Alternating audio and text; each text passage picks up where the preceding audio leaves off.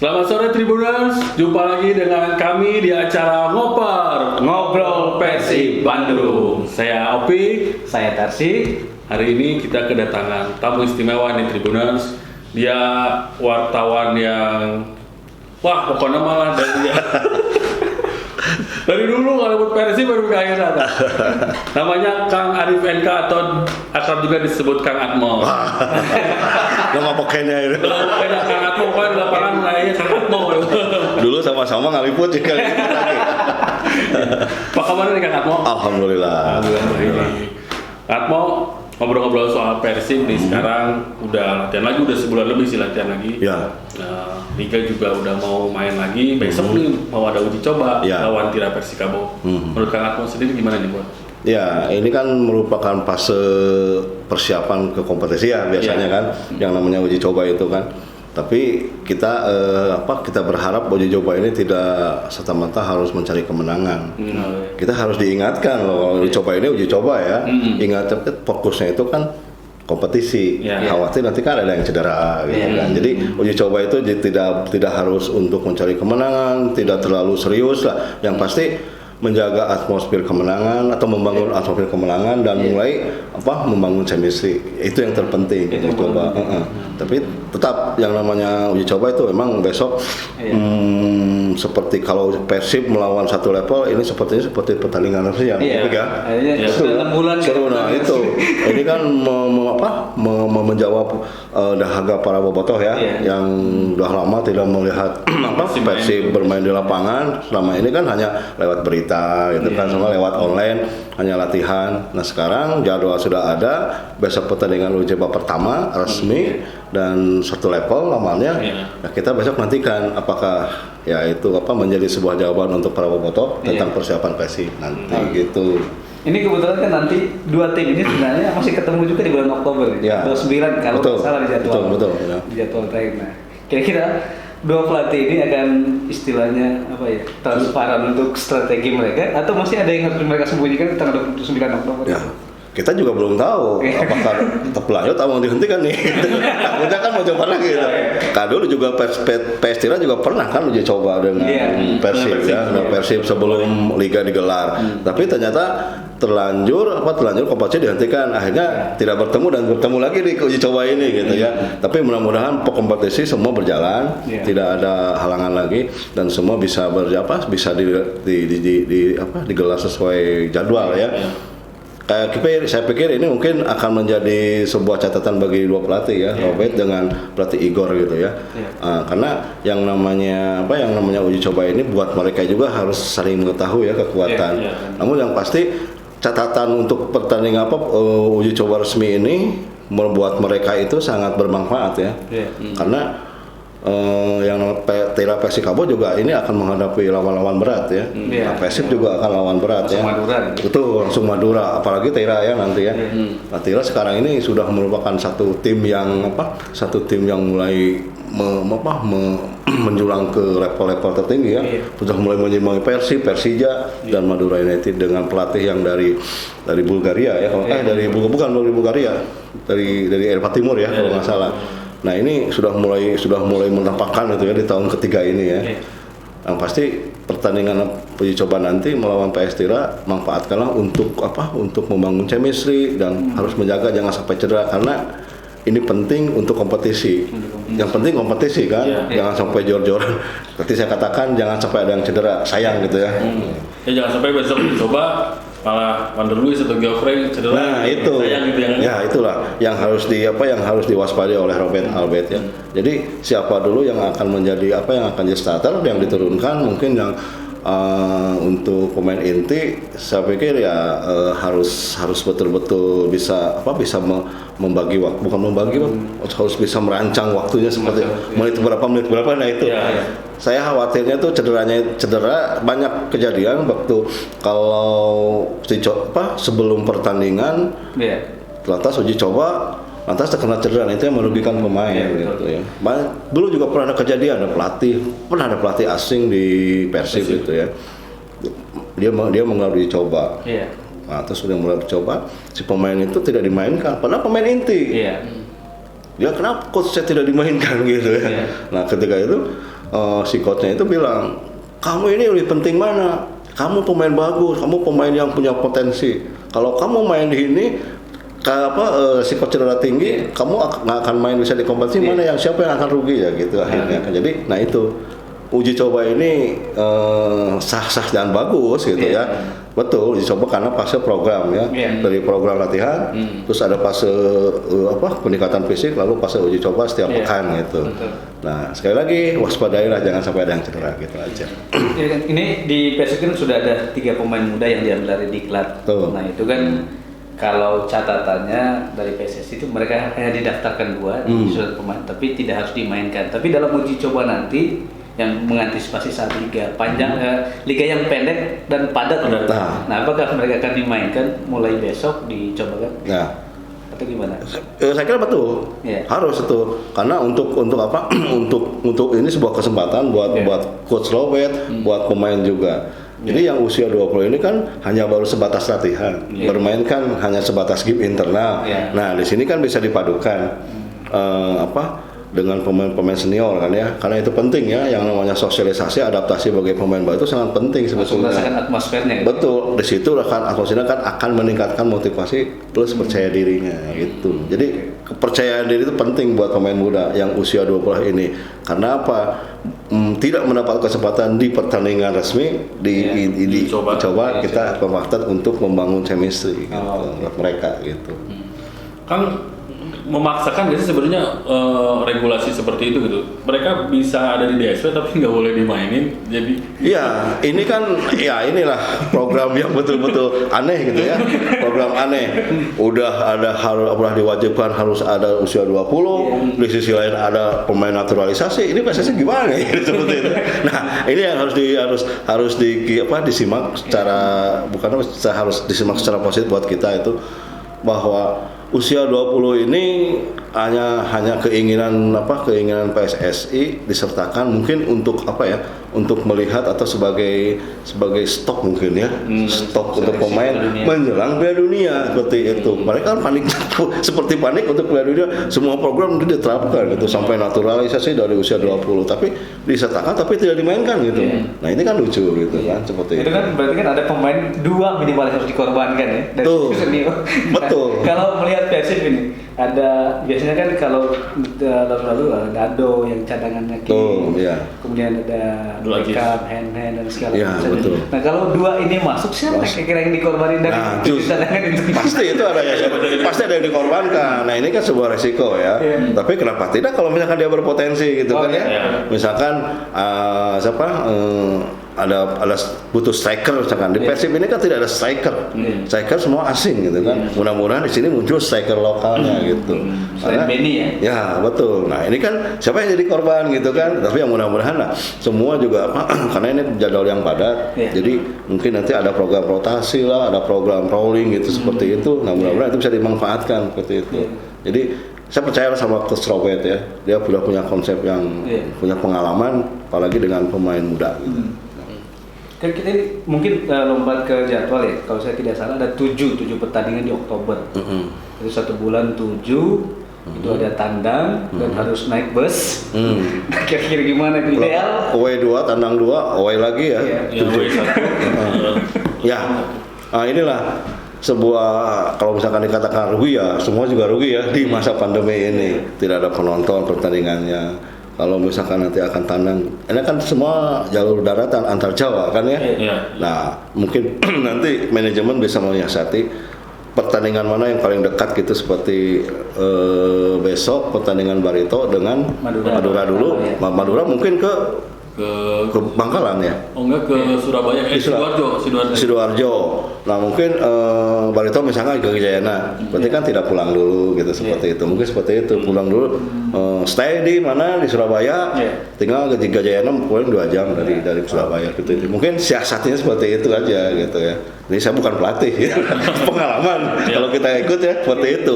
Kan yang namanya jadwal itu kan biasanya di setting itu kan satu kota 2 tim kan. Setelah lawan Persebaya misalkan di Surabaya lawan Persela gitu kan. Seperti itu. Jadi disengaja untuk supaya punya stay dan tidak menghambur-hamburkan tenaga, apalagi transportasi untuk keuangannya gitu ya. Oh ya, makanya mungkin nggak satu home away makanya nggak kayak Nah itu bagusnya. Jadi sudah tertata rapi kalau saya lihat ya. Barito ini sebetulnya enak loh dengan jadwal sekarang. Kan untuk Persib itu, waduh besar sekali untuk bisa memanfaatkan waktu, memanfaatkan jadwal. Dan apalagi sekarang posisi di atas sudah punya 9 poin, ini tinggal memanfaatkan gitu, memaksimalkan seperti apa. Itu kenapa dibilang jadwal ini bikin kans Persib besar? Karena begini kalau saya lihat Persib sudah punya modal 9 poin. Nah ini Madura ini kan tidak main di kandangnya. Kita tahu kalau main di kandangnya kan seperti apa. Betul. Ya, Betul. kalau main di kandang seperti apa. Kita masuk Madura ya mudah-mudahan lah itu bisa jadi kansnya gitu. Lawan Barito Putra main di kandangnya tuh susah gitu. Nah ini kan kalau Persib kan sudah biasa. Semua satu poin kemarin aja di kandang Arema bisa mencari poin itu ya. Yang pasti mana laga tandang, laga kandang kita bisa dibedakan mana yang harus diambil poinnya seperti itu. Jadi ini seperti saya enak sekali gitu ya, semua tidak ada ini kecuali Persib punya kandang sendiri kan. Gitu. Yang namanya di luar kandang bukan kandangnya itu motivasinya pasti lain itu Ditambah tambah penonton, jadi sebenarnya ini peluang besar buat Persib. Punya peluang sebetulnya kan. Modalnya sudah punya 9 poin, nah itu yang menjadi modal kepercayaan diri pemainnya itu. Jadi modalnya itu dari situ gitu. Kita sudah di atas nih. Gua mau main dengan Madura bukan di kandangnya, gua harus menang gitu sebetulnya. Apalagi memang Robert Abel biasanya musim keduanya bagus ya. Ya. Meskipun Makassar sebenarnya hampir juara itu musim kedua itu, tapi jadi runner up. Nah, nanti akan terjadi. Bukan runner up tapi mudah-mudahan. Tetapi tergantung. Ini kan belum katakanlah ini baru memulai Bang Opik. Baru mulai katakanlah yang 3 udah jangan dihitung gitu ya. Jadi tenaga baru, semangat baru, tapi sudah punya modal 9 poin. Nah itu yang akan menjadi modal penting buat Persib sendiri gitu.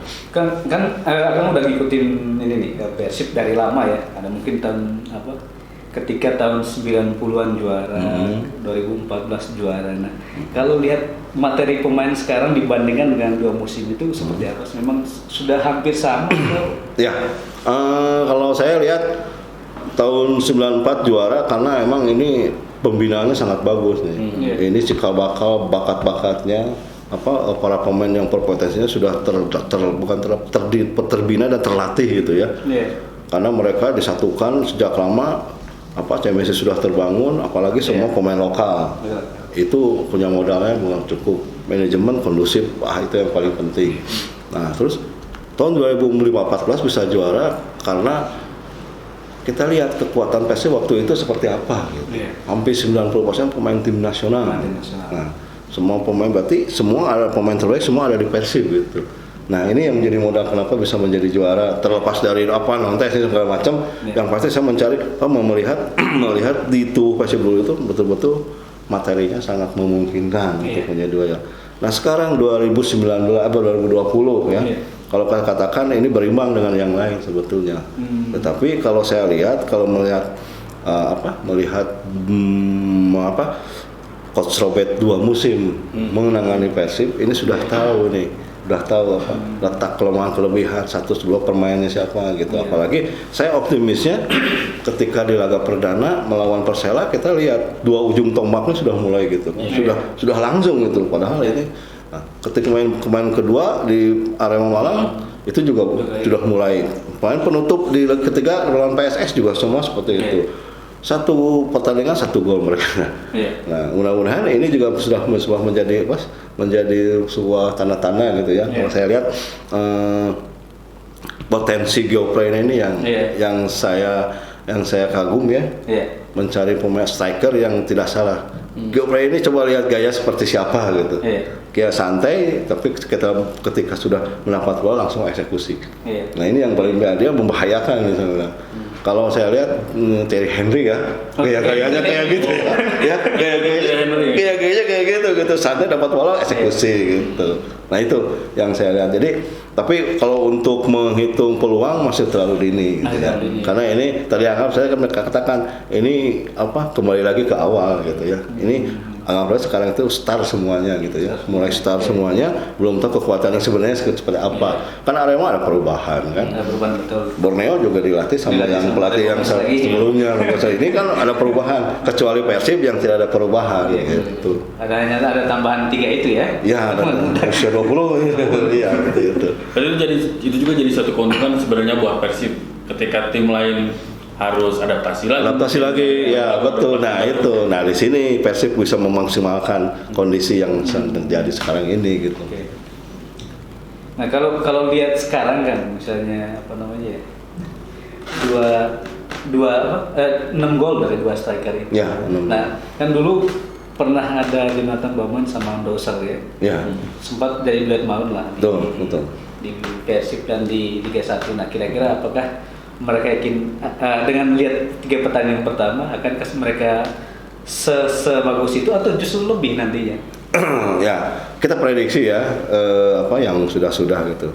Jadi awalnya saya lihat gini, 2 striker ini dulu duet striker maut, Jonathan Baumann dengan Andoise Ejecil. Tapi ini kan beda gitu kan. Ejecil kan sama ini sama ini gitu. Kalau ini kan sebenarnya Geoffrey ini dengan si Wader ini kan karena keinginan pelatih langsung ya. Nah ini yang harus kita lihat gitu. Ini beda rekrutan. Pinternya aja yang Gomez bisa menyatukan kan. Ini punya kelebihan bisa menyatukan. Nah ini satu paket ya. Tasis dengan baik barang kan udah satu paket tribun ya. Tapi kalau ini kan beda. Yang ini lebih pintar ya, bisa menyatukan yang berbeda agen lah bisa menyatukan. Nah ini 2 paket. Nah ini mana kita lihat mana yang paling tajam gitu ya. Tapi kalau saya lihat tanda-tandanya udah menyatukan di 3 pertandingan kemarin ya. Nah itu udah mulai. Nah kita optimis saja kalau melihat seperti itu gitu ya.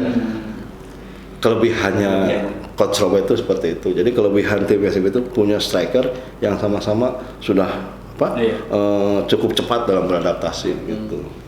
Kalau pertahanan gimana kan?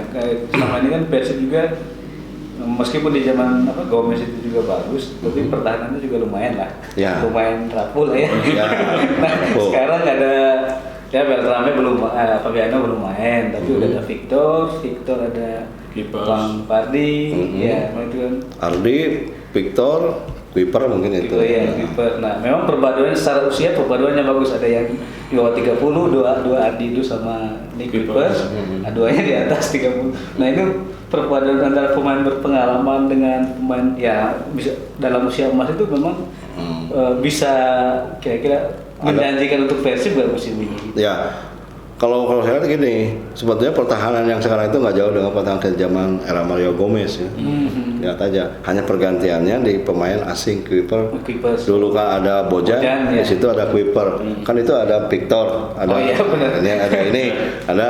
Ardi. Ini kan tidak jauh berbeda, hanya pergantian satu saja. Nah tadi yang dikatakan usia emas, usia seperti itu ya, saya pikir ini lebih kuat. Karena Bojan dengan Nick ini kan tidak sama kan usianya. Nick lebih muda, Bojan udah senior sekali. Nah, mudah-mudahan dengan tenaga mudanya ini lebih kuat gitu ya. Tetapi harus dipikirkan, Supardi kan sudah masuk usia. Nah, ini yang harus dipikirkan, siapa pengganti atau siapa cadangan yang betul-betul unggul itu, betul-betul bisa menutupi kekurangan Supardi. Supardi saya pikir mudah-mudahan bisa sampai 90 menit ya nanti ya. Karena kan tahun kemarin saya segini sekarang kan beda gitu ya. Kalau Ardi oke lah kita bisa dijamin ya. Nah, pikir pertahanan dengan depan Persib sudah punya gitu. Sudah punya pembenaran yang bagus gitu ya. Sudah punya kekuatan modal yang bagus gitu. Nah, tinggal tengah gitu kan kita belum tahu tengah bagus kan nih kira-kira. Nah, itu dia. Tapi untuk tengah kita bisa menjanjikan juga. Gitu. Lihat 3 pertandingan kemarin, lini tengah sendiri menurut Kang Atmo ini gimana? Lini tengah bukan rapuh ya, tetapi kemarin masih meraba-raba di tengah. Kecuali Omid ya, nggak disentuh itu. Ya, Omid nggak akan sentuh Omid itu, karena Omid sudah jadi kartu trupnya untuk Obed ya. Tapi ada Robert itu mungkin kebingungan untuk memilih pikir banyak ya, ada Kim, ada siapa gitu kan, jadi kebingungan untuk memilih yang mana itu yang harus dipasangan, mana pasangan dia buat Omid, siapa yang benar-benar pas gitu, karena di gelandang ini mungkin cukup banyak Persib itu, jadi banyak pilihan. Itu enaknya Robert di tim Persib, banyak pilihan untuk belakang, tengah dan depan juga masih banyak. Jadi mungkin nanti ngelihat kebutuhan strategi, mungkinnya ngelihat lawannya ini mungkin bisa jadi Omi dipasangin dengan siapa gitu, bukan hanya dengan kita. Ya, tergantung lawan yang akan dihadapi. Iya. Gitu. Misalkan untuk harus memperkokoh untuk lini tengah, mungkin Dado bisa dengan Omid gitu. Nah selalu gitu kan, ketika Dado dengan Omid di babak awal, babak kedua untuk lebih ketika ketinggalan untuk menambah gol, siapa yang untuk entah Hakim, entah Aziz, Erwin mungkin bisa seperti itu. Ya kalau Jola itu saya bukannya meremehkan dia ya. Tapi saya ingin dia juga diberi kesempatan gitu. Harus diberi banyak kesempatan gitu. Jadi jangan sampai betul-betul yang punya potensi mati suri di situ gitu. Kasihan ya. Atau mending pindah aja gitu.